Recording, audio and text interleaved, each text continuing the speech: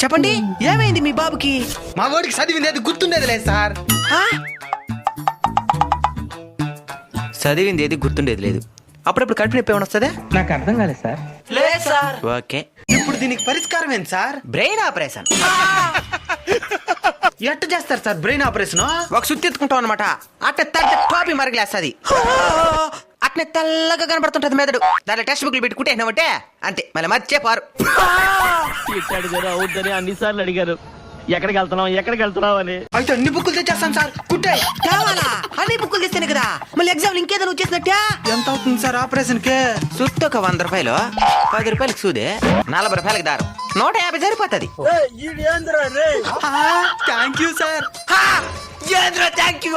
Operation చేయాలంటే లక్షల్లో అవుతుంది. వీడే 150 రూపాయలు అంటున్నాడు. అరే పోతాడా? మళ్ళీ పెంచే పోతాడా? అసలు నేను ఎందుకు ఆపరేషన్ చేసుకోవాలి? నీకు చదివింది గుర్తుండేది లేదు కదా.